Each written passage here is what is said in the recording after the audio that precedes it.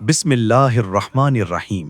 السلام علیکم دوستو، آج کے اس علم افروز ویڈیو میں ہم بات کریں گے ایک عظیم شخصیت کے بارے میں، حضرت ذوالقرنین علیہ السلام، جن کا ذکر قرآن نے سورہ کہف میں بہت عزت اور تقوی کے ساتھ کیا ہے۔ قرآن کہتا ہے ہم نے اسے زمین میں قدرت دی اور ہر چیز کا سبب عطا کیا۔ سورہ کہف آیت نمبر 84۔ یعنی اللہ نے انہیں اصل حکومت، اصل طاقت اور اسباب زندگی سب کچھ دیا تھا۔ لفظ ذوالقرنین کا مطلب ہے دو سینگوں والا یا دو سمتوں کا مالک، یعنی ایک ایسا حکمران جسے اللہ نے مشرق اور مغرب دونوں طرف قدرت دی۔ حضرت ذوالقرنین علیہ السلام کے 3 عظیم سفر قرآن میں بیان ہوئے ہیں: مغرب کا سفر، مشرق کا سفر اور پھر سدین یعنی نارتھ کا سفر، جہاں یاجوج ماجوج کا فتنہ اٹھا۔ آئیے ان سفروں کو تفصیل سے سمجھتے ہیں۔ حضرت ذوالقرنین علیہ السلام نے اپنی سلطنت میں عدل قائم کرنے کے بعد اللہ کا نام لے کر مغرب کی طرف سفر شروع کیا۔ سفر طویل تھا، ریت کے میدان، پہاڑ، جنگل، مگر وہ اللہ کی مدد سے مسلسل آگے بڑھتے رہے۔ سورہ کہف میں آتا ہے آخر وہ یہاں تک پہنچے کہ سورج انہیں ایک تاریک چشمے میں ڈوبتا نظر آیا۔ سورہ کہف آیت 86۔ یہ وہ منظر تھا جو سمندر کے کنارے کھڑے مسافروں کو نظر آتا ہے۔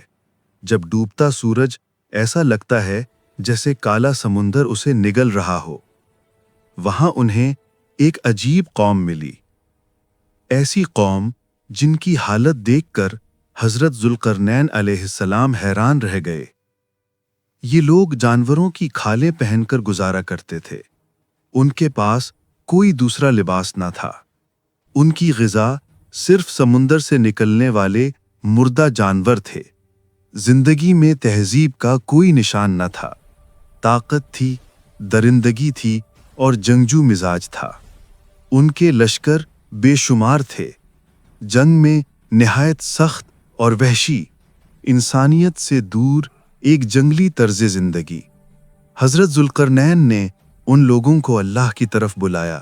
بہت سے لوگ ایمان لے آئے، لیکن جو لوگ سرکشی پر ڈٹے رہے وہ ان کے لشکروں کے ہاتھوں مارے گئے۔ دوسرا سفر سورج نکلنے کی سمت۔ پھر حضرت ذوالقرنین علیہ السلام نے اللہ کے حکم سے مشرق کی جانب سفر فرمایا۔ قرآن میں آتا ہے پھر وہ اس مقام تک پہنچے جہاں سورج کے نکلنے کی جگہ تھی۔ سورہ کہف نمبر 18 آیت نمبر 90۔ یہ ایک ایسی بستی تھی جہاں لوگوں کے پاس کوئی گھر ہی نہیں تھے، نہ دیواریں، نہ چھتیں، نہ کوئی پناہ گاہ۔ جب سورج طلوع ہوتا تو یہ لوگ زمین کے گھروں میں اور اندرلے غاروں میں چھپ جاتے، کیونکہ اس علاقے میں سورج کی تپش نہایت شدید تھی۔ اور جب سورج ڈھل جاتا تو یہ لوگ گھروں سے نکل کر اپنی روزی تلاش کرتے۔ حضرت ذوالقرنین علیہ السلام نے یہاں بھی لوگوں کو اللہ کی طرف بلایا۔ جو ایمان لائے ان سے نرمی اور بھلائی سے پیش آئے، اور جو ضد پر قائم رہے وہ اپنے انجام کو پہنچ گئے۔ یہ قوم منسک کے نام سے جانی جاتی تھی۔ تیسرا سفر شمال کی طرف۔ اس کے بعد حضرت ذوالقرنین علیہ السلام نے ایک اور طویل سفر کا آغاز کیا۔ سخت سردی، برف پوش پہاڑ اور دشوار راستوں کی طرف، یہاں تک کہ وہ 2 پہاڑوں کے درمیان ایک وادی میں پہنچے جسے قرآن میں سدین کہا گیا ہے۔ یہاں کے لوگ بہت عجیب زبان بولتے تھے، بات چیت مشکل تھی، بمشکل اشاروں سے گفتگو ہوتی تھی۔ ایک دن ان لوگوں نے حضرت ذوالقرنین علیہ السلام کے سامنے فریاد کی، اے ذوالقرنین، ہمیں یاجوج ماجوج سے نجات دلا دیں، وہ ہمارے کھیتوں کو برباد کر دیتے ہیں، ہمارے گھروں پر حملہ کرتے ہیں، ہمارے جانور، مال، حتیٰ کہ ہر جاندار تک کو کھا جاتے ہیں۔ یہ لوگ یافس بن نوح علیہ السلام کی اولاد میں سے تھے، وحشی، خونخوار اور انتہائی زیادہ تعداد میں۔ ان کی درندگی کا یہ عالم تھا کہ موسم بہار میں غاروں سے نکل کر کھیتیاں چاٹ جاتے، درختوں کی سبزیاں کھا جاتے، خشک چیزیں لاد کر لے جاتے، اور انسانوں سے لے کر جانوروں تک، حتیٰ کہ سانپ، بچھو، گرگٹ کچھ بھی نہیں چھوڑتے تھے۔ لوگوں نے حضرت ذوالقرنین علیہ السلام سے گزارش کی، ہم آپ کو بہت سا مال دیں گے، بس ہمیں بچا لیجئے۔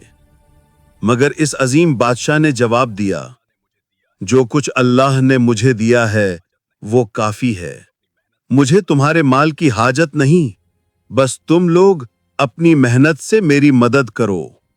پھر حضرت ذوالقرنین علیہ السلام نے دونوں پہاڑوں کے درمیان ایک زبردست رکاوٹ بنانے کا حکم دیا۔ سب سے پہلے بنیاد کھودی گئی، پانی نکل آیا، پھر اس میں پگھلے ہوئے تانبے کا گارا بھر دیا گیا، پتھر جمائے گئے، لوہے کی مضبوط چادریں ایک کے اوپر ایک چن دی گئیں، اور درمیان لکڑی اور کوئلے کے انبار رکھے گئے۔ پھر باری باری آگیں روشن کی گئیں، حتیٰ کہ لوہا سرخ ہو کر پگھلنے لگا، پھر اس پر تانبا بہایا گیا۔ یوں یہ دیوار پہاڑ کی چوٹی تک کھڑی کر دی گئی، اتنی مضبوط، اتنی مستحکم کہ نہ کوئی سوراخ رہا نہ راستہ۔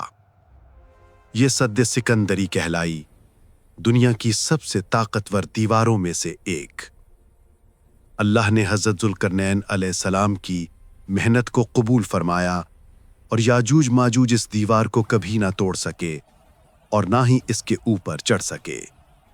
قرآن کا ترجمہ: نہ تو وہ اس پر چڑھ سکے، نہ ہی اس میں سوراخ کر سکے۔ سورہ کہف آیت نمبر 97۔ ذوالقرنین علیہ السلام نے فرمایا، یہ میرے رب کی رحمت ہے۔ سورہ کہف آیت نمبر 98۔ البتہ قیامت کے قریب، جیسے کہ احادیث میں آتا ہے، یہ دیوار اللہ کے حکم سے ٹوٹ جائے گی۔ اب سوال یہ اٹھتا ہے کہ ذوالقرنین کون تھے؟ کیا وہ سکندر اعظم تھے؟ زیادہ تر مفسرین کہتے ہیں نہیں، کیونکہ سکندر مشرک تھا، جبکہ قرآن کے مطابق ذوالقرنین ایک مومن اور عادل حکمران تھے۔ کچھ مفسرین جیسے علامہ ابوالکلام آزاد اور امام طبری کا خیال ہے کہ ذوالقرنین ایران کے ایک صالح بادشاہ تھے، شاید کوروش یعنی سائرس دا گریٹ۔ لیکن قرآن کا مقصد صرف ان کا نام نہیں بلکہ ان کا پیغام بتانا ہے کہ جب اللہ کسی کو قدرت اور حکومت دیتا ہے تو اس کا فرض ہے کہ وہ انصاف اور ایمانداری سے کام لے۔